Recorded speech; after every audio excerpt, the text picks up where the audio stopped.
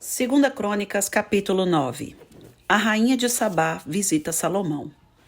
E ouvindo a rainha de Sabá a fama de Salomão, veio a Jerusalém experimentar Salomão com enigmas, com uma muito grande comitiva de camelos carregados de especiarias e ouro em abundância, e pedras preciosas.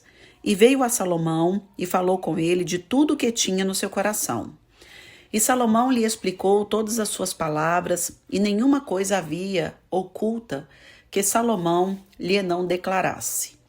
Vendo, pois, a rainha de Sabá a sabedoria de Salomão e a casa que edificara, e as iguarias da sua mesa, e o assentar dos seus servos, e o estar dos seus criados, e as vestes deles, e os seus copeiros, e as vestes deles, e a sua subida pela qual ele subia à casa do Senhor, ficou como fora de si. Então disse ao rei: foi verdadeira a palavra que eu ouvi na minha terra, acerca dos teus feitos e da tua sabedoria. Porém, não cria nas suas palavras, também que vim e meus olhos o viram, e eis que me não disseram a metade da grandeza da tua sabedoria. Sobrepujaste a fama que eu vi. Bem-aventurados os teus homens e bem-aventurados estes teus servos, que estão sempre diante de ti e ouvem a tua sabedoria. Bendito seja o Senhor teu Deus, que se agradou de ti, para te pôr como rei sobre o seu trono. Pelo Senhor teu Deus, porquanto teu Deus ama a Israel, para o estabelecer perpetuamente. E pôs-te como rei sobre eles, para fazeres juízo e justiça. E deu ao rei 120 talentos de ouro, e especiarias em grande abundância, e pedras preciosas. E nunca houve tais especiarias como as que a rainha de Sabá deu ao rei Salomão. E também os servos de Hirão e os servos de Salomão, que de Ofir tinham trazido ouro, trouxeram madeira de algumins e pedras preciosas. E fez o rei corredores de madeira de algumins para a casa do Senhor, e para a casa do rei, como também harpas e alaúdes para os cantores, quais nunca dantes se viram na terra de Judá. E o rei Salomão deu à rainha de Sabá tudo quanto lhe agradou e o que lhe pediu, além do que ela mesma trouxera ao rei. Assim voltou e foi para a sua terra, ela e os seus servos. As riquezas e a magnificência de Salomão. E era o peso do ouro que tinha em um ano a Salomão de 666 talentos de ouro, afora o que os negociantes e mercadores traziam. Também todos os reis da Arábia e os príncipes da mesma terra traziam a Salomão ouro e prata. Também fez Salomão 200 paveses de ouro batido. Para cada pavês mandou pesar 600 siclos de ouro batido. Como também 300 escudos de ouro batido. Para cada escudo mandou pesar 300 siclos de ouro. E Salomão os pôs na casa do bosque do Líbano. Fez mais o rei um grande trono de marfim e o cobriu de ouro puro. E o trono tinha 6 degraus e um estrado de ouro pegado ao trono, e encostos de ambas as bandas no lugar do assento. E 2 leões estavam junto aos encostos. E 12 leões estavam ali de ambas as bandas, sobre os 6 degraus. Outro tal se não fez em nenhum reino. Também todos os vasos de beber do rei Salomão eram de ouro, e todos os objetos da casa do bosque do Líbano, de ouro puro. A prata reputava-se por nada nos dias de Salomão. Porque, indo os navios do rei com os servos de Hirão a Tarsis, tornavam os navios de Tarsis uma vez em 3 anos e traziam ouro e prata e marfim e bugios e pavões. Assim excedeu o rei Salomão a todos os reis da terra, tanto em riqueza como em sabedoria. E todos os reis da terra procuravam ver o rosto de Salomão, para ouvirem a sua sabedoria que Deus lhe dera no seu coração. E eles traziam cada um o seu presente, vasos de ouro e vestes de armaduras, e especiarias, e cavalos, e mulos, cada coisa de ano em ano.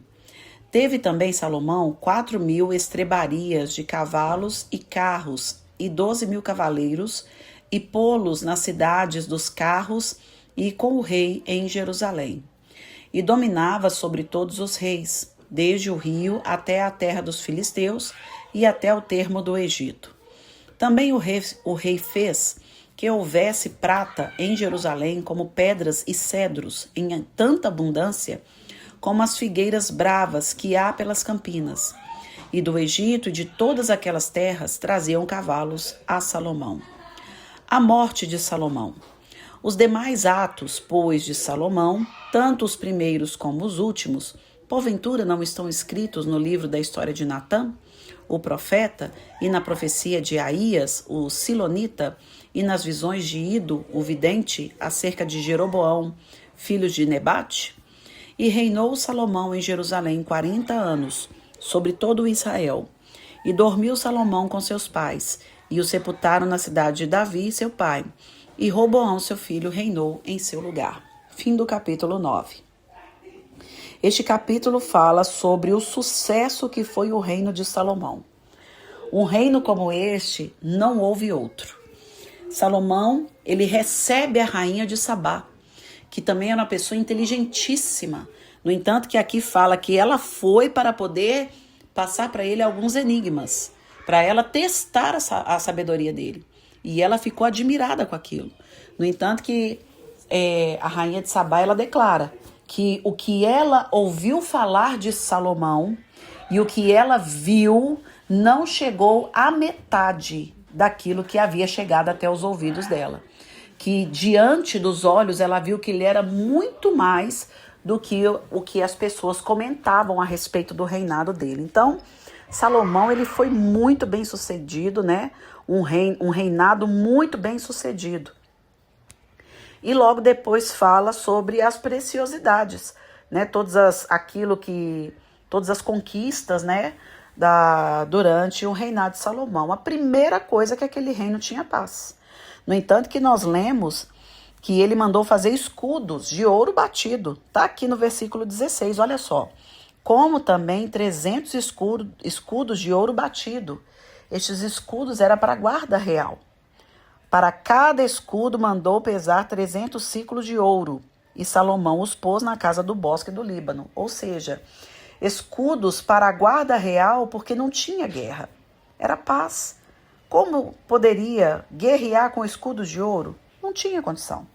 Mas, como Deus havia prometido para Salomão, que Deus daria a ele tudo, Deus daria a ele a sabedoria que ele havia pedido, mas acrescentaria tudo quanto fosse, né, tudo quanto que Deus colocou no seu coração para acrescentar na vida de Salomão. E uma das coisas era a paz. O reinado de Salomão foi de paz. Não houve guerra. Grandes coisas foram conquistadas, muito ouro, muita prata, muita madeira, né? Tudo feito com ouro. Então Salomão, ele foi muito bem sucedido. Até que no fim deste capítulo fala da morte dele. Mas tem um detalhe aqui em Crônicas que eu quero trazer à memória de vocês. Lembra que Crônicas foi escrito para um povo que estava retornando da Babilônia?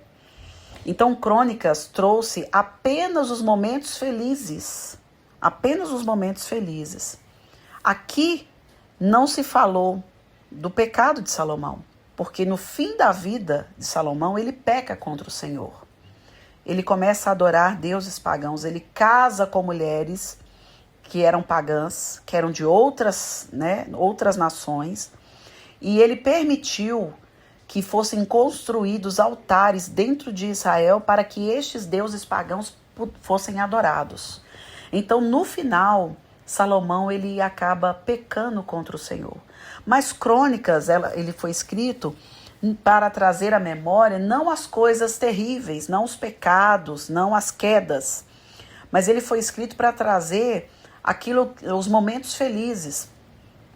tudo que era para avivar a fé daquelas pessoas, para demonstrar quem era o Deus de Israel, o Deus poderoso, o Deus fiel, que cumpriu, né, a sua palavra, aquilo que ele declarou que faria na vida de Davi, que faria na vida de Salomão, ele cumpriu, ele fez. E é por isso que Crônicas traz somente os momentos felizes, para mostrar para Israel que estava, para os judeus, né, que estavam retornando para Jerusalém, quem era o Senhor, quem é o Deus dos exércitos, o Deus Altíssimo. Irmãos, este capítulo nos mostra que quando somos fiéis ao Senhor, Ele também é fiel a nós. E Ele pode acrescentar muito mais do que imaginamos. Por isso, que você se mantenha fiel, se mantenha íntegro, sem desviar 1 centímetro, que Deus vai continuar te abençoando. Em nome de Jesus, amém? Que Deus te abençoe, um forte abraço e até amanhã.